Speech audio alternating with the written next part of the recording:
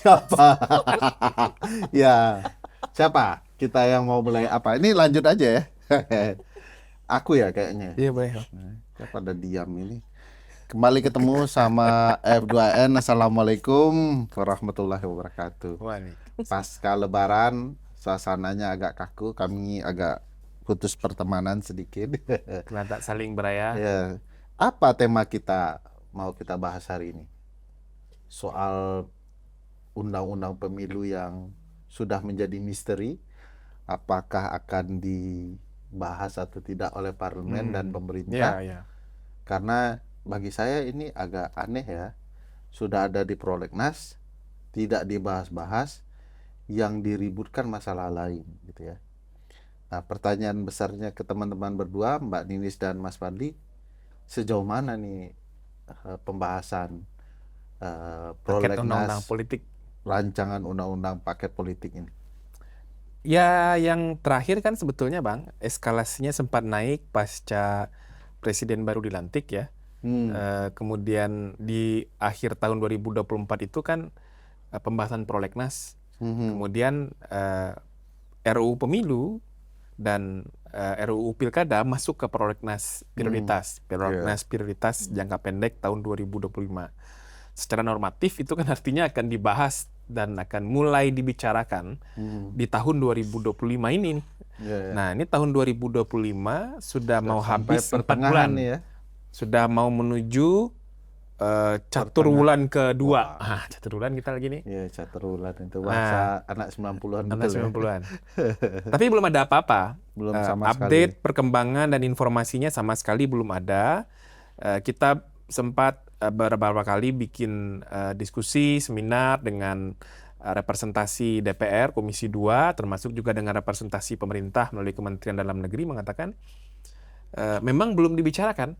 Memang belum dibicarakan dalam artian pembahasannya baru sampai pada sudah masuk pada prolegnas prioritas, stuck di sana. Nah, harusnya kan pasca prolegnas prioritas ada kesepakatan ini RUU dan naskah akademik akan dibuat oleh siapa. Nah, informasinya kemarin di rapat kerja antara DPR dengan Presiden melalui yang diwakili oleh Kementerian Dalam Negeri mengatakan ini akan dibahas atau disusun naskah akademik dan RUU-nya oleh DPR ya Mbak ya. Oleh Balik. Nah, tapi sampai sekarang tidak ada kabarnya. Apakah sudah selesai 2 halaman, 3 halaman, atau masih daftar isi? Nah, itu kita belum tahu tuh. Kalau udah daftar isinya berarti udah selesai dong. Outline-nya ya. Nah, apa sih nih kepentingan kita mau membahas ini dan menyelesaikan tahun ini undang-undang pemilu? Pemilunya masih 2029 nih. Ya justru karena masih 2029 kan. Undang-undang pemilu ini kan konflik kepentingannya tinggi ya. Yang buat DPR, mereka yang akan bertarung gitu ya, berdampak langsung. Kalau dibahasnya nanti ya udah terlalu dekat dengan 2029. Jadi pasti intensi politiknya tinggi banget lah pasti. Jadi memang seharusnya sekarang. Awalnya ketika masuk prolegnas 2025 ya baik gitu ya. Artinya kan ada semangat untuk reform gitu. Satu, kita refleksi dari pemilunya itu sendiri. Dua, dari ternyata undang-undang pemilu ini banyak sekali diuji materi kan. Lebih dari 100 kali, paling banyak tuh undang-undang pemilu yang di JR. Jadi sebetulnya DPR sama pemerintah tuh nggak mulai dari nol. Ya bahannya kan udah ada gitu dari putusan MK gitu ya, dari putusan-putusan MK.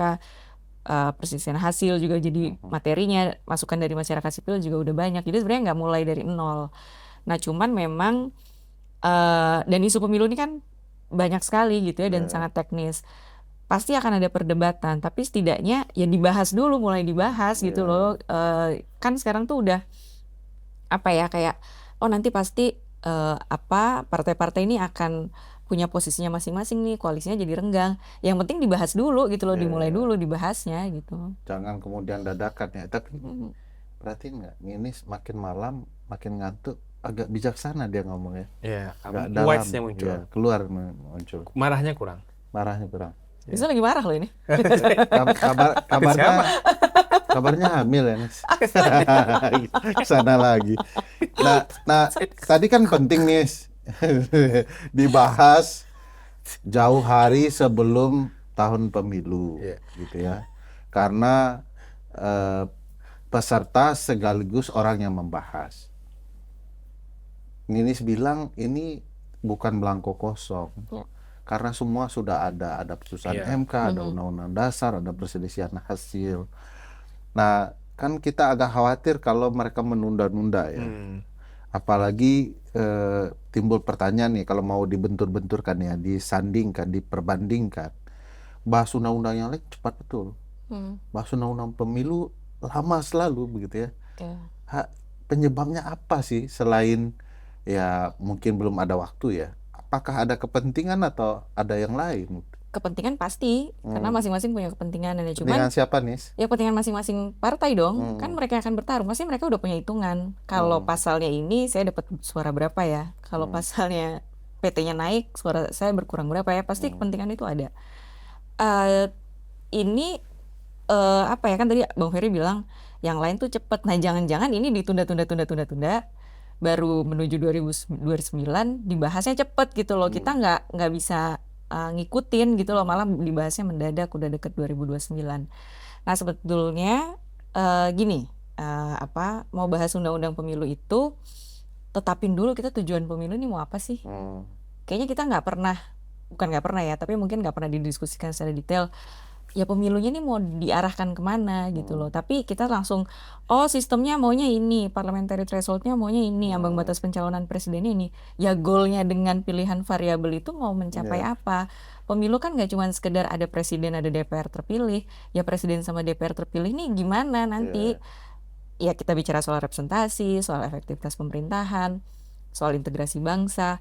Nah, terkadang dari tujuan-tujuan pemilu ini kita sering ngebenturin nih, mau representasi dulu atau mau, kalau dalam istilah politik tuh governability, efektivitas pemerintahan. Nah, kalau dalam persepsinya adalah mau pemerintahan yang efektif, pemerintahan efektif di presidensil multipartai, itu eksekutifnya didukung mayoritas legislatif. Ya udah banyakin aja koalisinya, kan nggak itu maksudnya gitu loh. Jadi kayak dibenturkan mana yang mau mana dulu, padahal kalau bicara esensi demokrasi ya jangan sampai ngelupain representasinya gitu. Nah, goalnya dulu yang harus di-set. Padahal patokannya sudah ada ya, yaitu di konstitusi, tinggal diturunkan dalam bentuk sistem pemilu dan lain-lain kan gitu ya. Tapi dari amatan Fadli misalnya, selain ada kepentingan besar itu, adakah ketidakmampuan menyusun undang-undang pemilu ini? Kalau ketidakmampuan secara kompetensi dan akademik kayaknya enggak, Bang. Rasanya enggak ya. Karena saya kira baik di level parlemen maupun di level presiden tidak kurang-kurang tuh perangkatnya untuk bisa menyusun itu. Kalaupun mereka merasa butuh ekstra tenaga dari luar, siapapun bisa mereka undang. Mereka bisa undang Mbak Ninis, bisa undang Bang Ferry misalnya, untuk ngasih masukan lah. Undang Fadli enggak? Enggak sih kayaknya.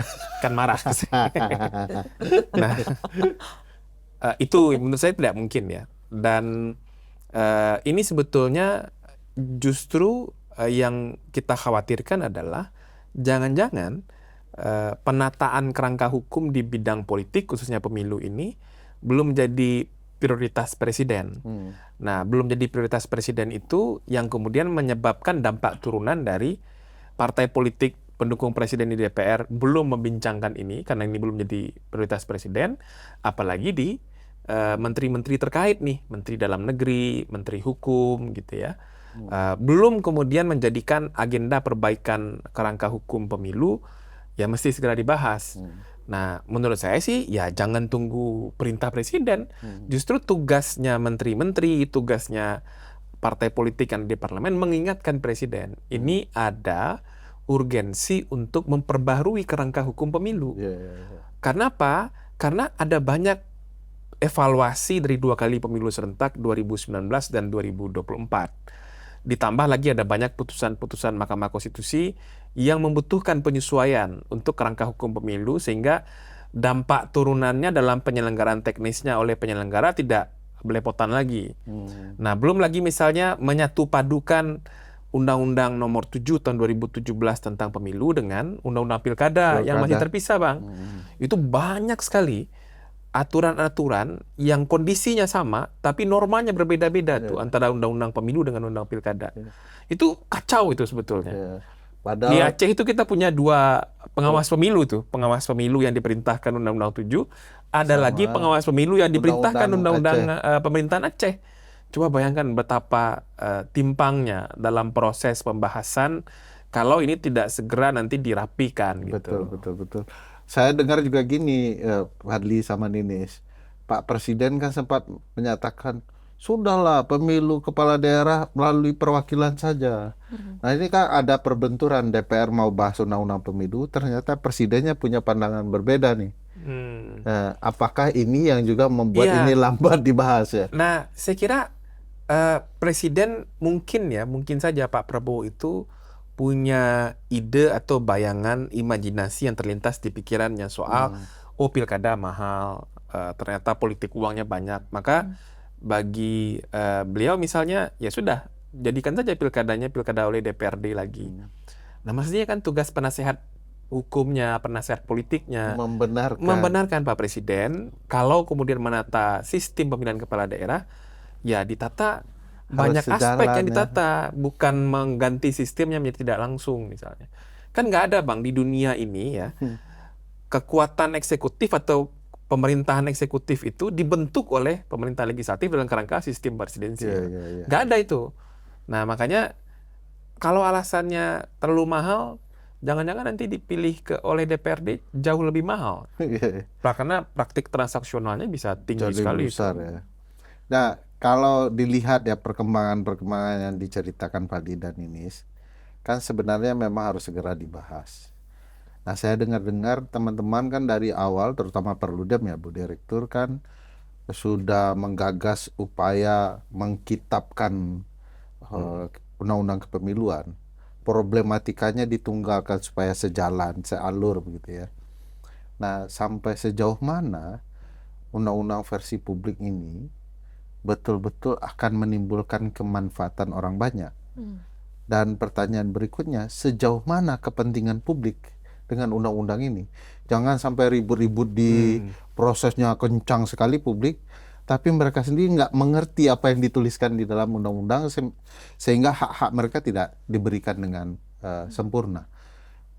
Kira-kira sejauh mana kepentingan publiknya dan sejauh mana publik sudah buat undang-undang yang digagas oleh teman-teman Perludem? 2015 itu Perludem ya dengan teman-teman 2015. Jadi gini, awalnya itu kan ada putusan Mahkamah Konstitusi tahun 2013 soal pemilu serentak. Yang diajukan Bang Effendi Ghazali. Itu kan MK mutusinnya 2014, tapi diterapkannya 2019. Nah, pada waktu itu lalu setelah pemilu 2014 mau revisi undang-undang pemilu. Nah, waktu itu kita ya ini kan pemilunya udah serentak ya. Undang-undangnya jadi satu dong. Kan waktu itu undang-undangnya terpisah nih.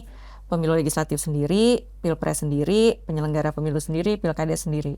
Nah, ini MK udah bilang undang-undang pemilunya serentak, maka digabungkanlah undang-undang. Nah, waktu itu kami di Perludem dan teman-teman masyarakat sipil menggabungkan 3 undang-undang sebenarnya sama undang-undang pilkada juga. Karena sebetulnya gini, kalau pemilu sama pilkada bedanya apa sih? MK udah bilang ya ini sama, cuman yang satu sama, modelnya sama, pemilihnya gitu ya. sama gitu. Sengketanya juga sama. Sengketanya juga sama di Mahkamah Konstitusi, kan cuman yang beda yang ini milih kepala daerah, yang ini milih DPRD, ini milih presiden gitu. Jadi itu disatukan gitu Bang. Dalam ya kita mengkodifikasi ya, kan ini kemarin awal-awal juga ada sempat diskusi mau omnibus atau mau kodifikasi. Kita milihnya kodifikasi. Sudah disusun dengan sangat sistematis sebetulnya dari teman-teman masyarakat sipil ini. Naskah akademiknya udah ada. Dan kita membuatnya bukan Perludem sendiri gitu ya, Perludem sendiri yang ngerjain, tapi kita yang ngajak semua nih isu inklusivitasnya gimana, isu keterwakilan perempuannya gimana, laporan dana kampanyenya gimana. Waktu itu ada sekitar 30-an organisasi yang tergabung. Jadi kami mencoba semua representasi masyarakat sipil tuh ikut aspirasinya bisa ikut dalam versi masyarakat sipil ini. Jadi sebetulnya sekarang kalau DPR ya kan ini naskah akademiknya disiapkan oleh Balek. Teman-teman masyarakat sipil udah punya amunisinya. Tinggal kita update aja kan dari putusan Mahkamah Konstitusi, lalu kebaruan-kebaruan gitu ya dari naskah yang sebetulnya udah disiapkan. Sudah ada. Nah, kenapa kami dorongnya adalah kodifikasi lebih terstruktur, lebih sistematis karena undang-undang pemilu itu kan salah satu tools ya untuk orang kalau mau ngerti pemilu gimana sih ya bisa baca undang-undangnya. Nah cuman kalau baca undang-undang yang ada sekarang tuh kita loncat-loncat tuh. Iya. Tadi yang Fadli bilang misalnya di pemilunya di gini, tapi kok di pilkadanya gini. Jadi orang sebenarnya gimana sih konteks pemilu kita gitu. Nah dengan undang-undang yang lebih terstruktur dan sistematis, publik secara luas pun kalau mau mengerti pemilu dengan gampang ya bisa baca undang-undangnya. Saya mau tanya satu pertanyaan ke bapak-bapak dan ibu-ibu ya.